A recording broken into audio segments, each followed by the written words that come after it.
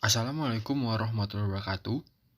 Saya Dwi Erlangga dengan NIM H1A1170017, mahasiswa Ilmu Pemerintahan, Fakultas Hukum Universitas Jambi. Di sini saya akan menjelaskan tentang mata kuliah Etika Pemerintahan. Kita akan masuk menjelaskan tentang etika pemerintahan, namun sebaiknya kita mengenal dulu apa itu etika.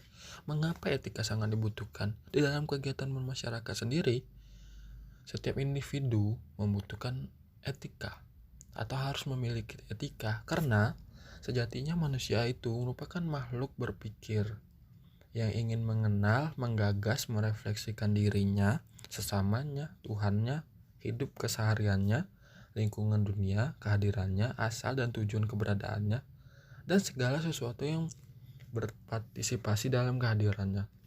Keinginan rasional ini merupakan bagian kodrat keberadaan dan kehadiran manusia. Karakter rasional kehadiran manusia merupakan suatu kewajaran, kenormalan, kenaturalan. Ya, hal itu yang menyebabkan setiap individu wajib memiliki etika agar dapat menimbulkan atau menciptakan kebalansan di kehidupan bermasyarakat. Sedangkan pengertian etika sendiri secara terminologi berasal dari bahasa Yunani, yaitu ethos, yang berarti custom atau kebiasaan yang berkaitan dengan tindakan atau tingkah laku manusia.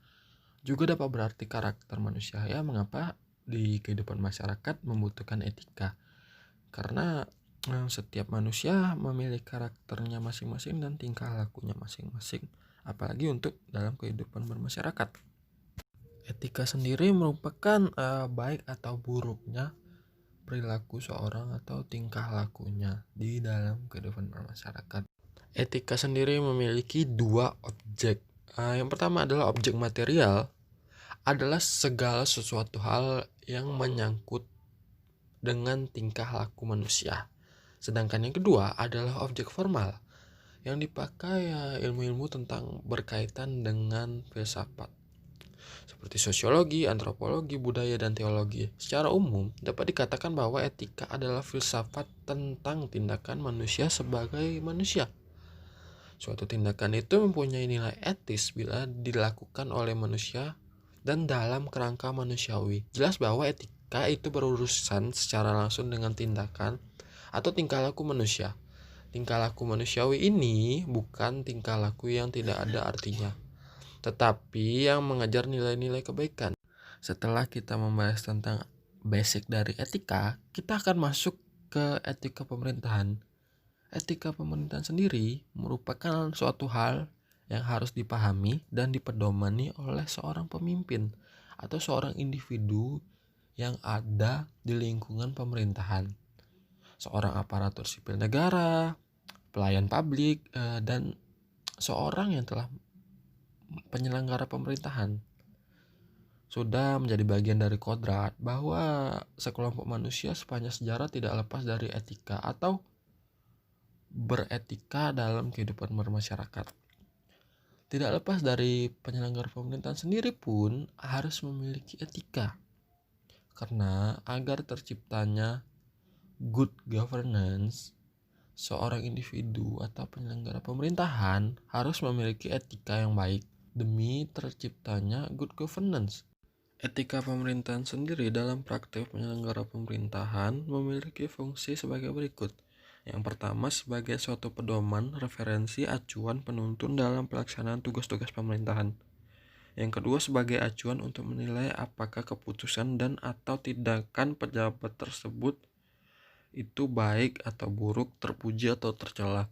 Ya, ini dibutuhkan untuk menciptakan adanya keterbukaan dengan masyarakat, melibatkan masyarakat, atau menjauhkan seorang aparatur atau elit politik tersebut jauh dari KKN, kolusi, korupsi, dan nepotisme. Mengapa demikian? Karena setiap seorang aparatur yang memiliki komitmen dirinya terhadap negara akan memiliki etika.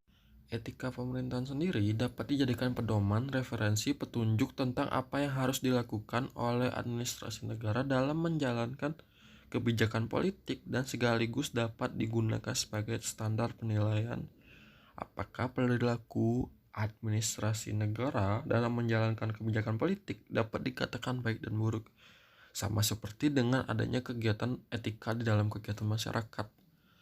Etika dalam kegiatan pemerintahan sendiri juga ada penilaian baik dan buruk, sesuai dengan misalnya tindakan korupsi atau kebijakan publik yang ditujukan kepada masyarakat sesuai dengan apa yang dibutuhkan masyarakat, bukan kepentingan atau kebutuhan segelintir orang atau segelintir elit politik itu sendiri.